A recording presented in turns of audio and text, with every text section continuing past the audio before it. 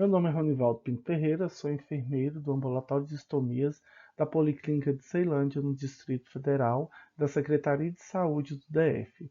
Meu trabalho é sobre o processo de reabilitação do idoso com estomias de eliminação, um relato de experiência. As estomias referem-se a uma abertura de um órgão ou víscera oca para o meio externo e são realizadas por meio de intervenções cirúrgicas no sistema digestório, vias urinárias ou respiratório. A causa são doenças inflamatórias, traumas, tumores, obstrução, disfunções neurológicas e algumas anomalias congênitas.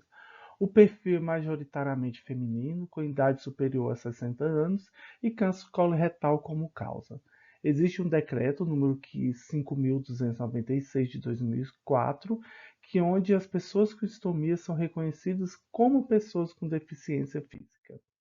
O objetivo do trabalho foi relatar a experiência no processo de reabilitação de indivíduos idosos com estomia de eliminação em um ambulatório do Distrito Federal, tendo a metodologia de relato de experiência vivenciado por enfermeiro do ambulatório dessa região de saúde.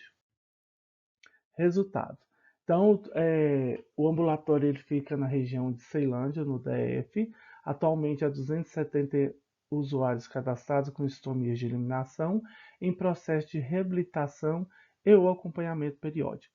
A maioria dos usuários são indivíduos idosos com estomia decorrente de câncer de colo e do reto. Além da assistência de enfermagem, esses usuários recebem mensalmente bolsas coletoras e adjuvantes para suas eliminações intestinais ou urinárias. Como resultado do processo de reabilitação, a gente tem nessa primeira, consulta, iniciado esse processo em conjunto com esse usuário idoso e o seu acompanhante. Na primeira etapa do processo, vai envolver a troca da bolsa, a higiene e cuidados com o estômago. Nessa primeira etapa, o desafio maior com esse idoso é a questão da sua troca e reabilitação em ter independência nas suas eliminações novamente, Então ele chega ali com muito medo de não dar conta de fazer a higiene da bolsa, de não dar conta de fazer a troca dessa bolsa sozinha e ele fica muito receoso. Então nesse primeiro momento também ele apresenta aquelas fases de choro, medo, angústia, Sente vergonha e a maioria dessa vergonha é pelas fezes que fica ali, acumulado dentro da bolsa e pelo odor também que às vezes essas fezes pode exalar.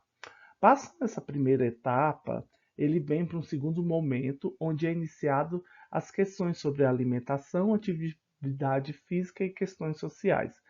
No que envolve a alimentação, a gente tem que lembrar que esse idoso ele carrega consigo todo um histórico cultural e preferências também de alimentos. E aí o que acontece nessa fase? Eles chegam lá e muitos alimentos eles vão deixar de comer por si próprio. Eles têm medo, medo de alta produção de fezes, medo de comidas, alguns alimentos fazerem mal para eles, E isso com o tempo, com as orientações que a gente vai dando, ele vai ganhando confiança. Na questão da atividade física, muitos deixam de fazer, E só vão retornar também essas atividade física sobre muita orientação do profissional. E eles, quando voltam a fazer, eles preferem por caminhadas e caminhadas de pequena distância, E eles trazem consigo também as atividades domésticas, de casas, sendo também classificada para eles como atividade física. Já nas questões sociais, o idoso, como sendo considerado uma pessoa com deficiência, ele tem direitos, a essas questões. Então, ele pode ter a sua carteirinha de pessoa com estomia ou a carteirinha da pessoa com deficiência. Muitos, por serem já idosos e ter essas questões sociais garantidas, pela idade, eles não vão buscar esses outros benefícios, essas carteirinhas, E também na questão social, eles não possuem o conhecimento que são considerados deficiente físico.